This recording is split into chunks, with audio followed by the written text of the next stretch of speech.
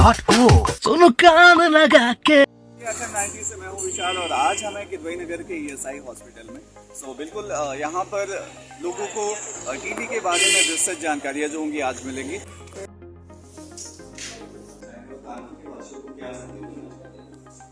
Hello, मैं doctor Virendra Kumar Goyal ESI hospital Kidwai में चिकित्सक के पद पर कार्यरत हूँ। जो इस समय हमारे माननीय प्रधानमंत्री जी की ड्राइव चल रही है कि 2025 तक इस देश को टीबी मुक्त करना है, उसमें अकेले उनके करे से काम नहीं होगा, हम सभी लोगों को मिलकर उसमें साथ देना होगा।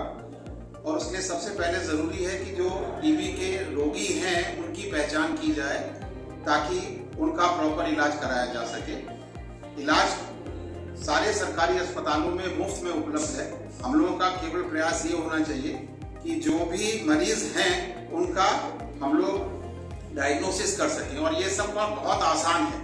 आपके आसपास में जो भी व्यक्ति हो जिनको 2 हफ्ते से ज़्यादा खांसी आ रही हो या बुखार आ रहा हो, आपको उनको नज़दीकी जितने भी ये डॉट सेंटर्स हैं उनमें से किसी में भी आप जा सकते हैं, जहाँ पर उनके बलगम की जांच 2 बार की जाती है और उससे केवल उतनी जांच से ही ये पता चल जाता है कि मरीज को ट्यूबरकुलोसिस है या नहीं। अगर जांच में वो पॉजिटिव आते हैं तो वहां से उनको दवाइयां मुफ्त में मिल जाती हैं। सबका प्रयास ये होना चाहिए जब ये पता चल जाए कि उनके परिवार में या आस पड़ोस में या वो स्वयं टीबी के रोगी हैं तो दवा का इलाज पूरा करें। सबसे ज्यादा समस्या भारत से टीबी के उन्मूलन में ये आ रही है कि दवा लोग बीच में छोड़ देते हैं, जैसे ही उनको आराम मिला वो दवा खाना बंद कर देते हैं। दवा पूरे पीरियड पर मुफ्त उपलब्ध है, आपको केवल सेंटर पर जाना है और दवा लेनी है, और 6 महीने का जो पूरा कोर्स है उसको पूरा करना है। और ये जिम्मेदारी हम लोगों को, उनके परिवार वालों को और स्वयं मरीज को भी निभानी चाहिए कि वो आधा अधूरा कोर्स बीच में ना छोड़। को टीबी मुक्त बनाना है और हमने भी सर एक प्रोग्राम रेडियो पर चलाया है जिसका नाम है द टीबी चैलेंज, टीबी हारेगा देश जीतेगा। तो सर हमारे देश को और हमारे कानपुर के वासियों को सर क्या संदेश रहेगा? उन सब के लिए यही संदेश है कि वो अपने स्वयं का और आस पड़ोस में जो भी टीबी के एक्टिव रोगी हैं उनका पता लगाएं और उनको पूरा दवा का ट्रीटमेंट जो कि सरकार की तरफ से मुफ्त उपलब्ध है उसको दें, ताकि इस देश से टीबी का उन्मूलन हो सके। और किसी भी मरीज को जो घर के आस पड़ोस में हो या स्वयं को हो, 2 हफ्ते से ज्यादा खांसी आ रही हो, बुखार आ रहा हो, नजदीक का जो भी डॉट सेंटर आपके है वहां पर जाएं, अपने बलगम की जांच कराएं। बलगम की जांच से ये पता चल जाएगा कि आपको ट्यूबरकुलोसिस की बीमारी है या नहीं। अगर आपको बीमारी है तो उसका मुफ्त में इलाज सारे सरकारी डॉट सेंटर्स पर उपलब्ध है। आप लोग अपना दवा लें और कृपया करके कोर्स पूरा जरूर करें। जिसको भी परिवार में हो या घर के आसपास हो उसको इस बात के लिए इंसिस्ट करें कि वो पूरा कोर्स करे, क्योंकि 2 से 3 हफ्ते दवा खाने के बाद मरीज को आराम आ जाता है और वो दवा खाना बंद कर देता है। एक बार दवा खाना वो बंद करता है तो दोबारा वो दवाइयां उसको असर नहीं करती और वो मल्टी ड्रग रेजिस्टेंट ट्यूबरकुलोसिस में चला जाता है।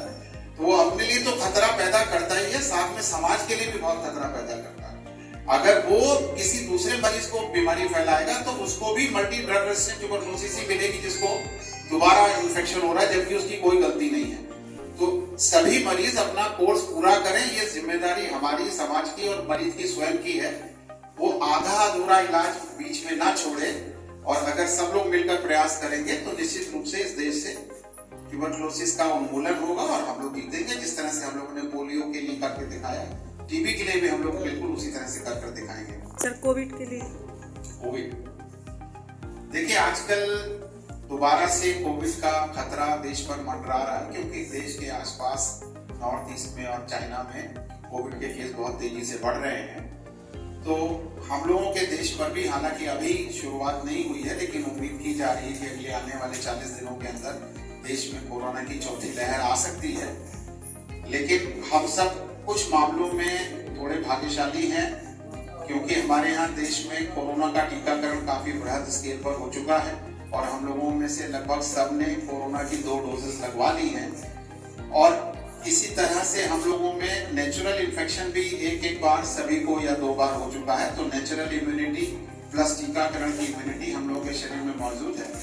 तो उम्मीद सारे वैज्ञानिकों की यही है कि शायद हम लोगों के इस देश में वो कोरोना इतना ज्यादा भयावह रूप नहीं ले पाएगा। अगर किसी वजह से इन्फेक्शन होता भी है तो वो साधारण सर्दी जुकाम की तरह होकर ही निकल जाएगा और शायद हॉस्पिटलाइजेशन, ऑक्सीजन और आईसीयू की जरूरत नहीं पड़ेगी।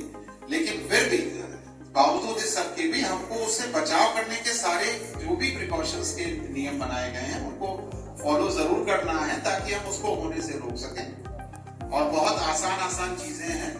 जब भी भीड़ भाड़ वाली किसी जगह पर जाएं तो मास्क जरूर लगाएं। घर से कहीं भी बाहर से लौट कर आए तो हाथ अच्छे से धोएं। कोशिश करें कि अननेसेसरी किसी भीड़ वाली जगह पर ना जाएं। और अगर कोई सिम्टम आता है, बुखार, खांसी, जुकाम, तो नजदीकी स्वास्थ्य केंद्र पर जाकर अपनी कोविड की जांच कराएं। अगर वो पॉजिटिव है तो भी घबराने की कोई आवश्यकता नहीं। केवल 5 से 7 दिन आइसोलेशन में रहना है मास्क लगा के और अपने आप शरीर की प्रतिरोधक क्षमता से वो ठीक हो जाएगा। बहुत सारी दवाओं की आवश्यकता नहीं पड़ेगी। जानकारी और अवेयरनेस हम सभी को दी है। हमारी ये संदेश हमारे कानपुर के लिए बहुत अच्छा होगा, लोगों को ये पता चलेगा। 90 सुनो लगा के हमारी टैगलाइन में टीवी हारेगा और देश जीतेगा। तो रेडियो पर दुनिया का 90 सुनो कान लगा के। बिल्कुल, थैंक यू सो मच। कंपुरिया 90.0 सुनो कान लगा के।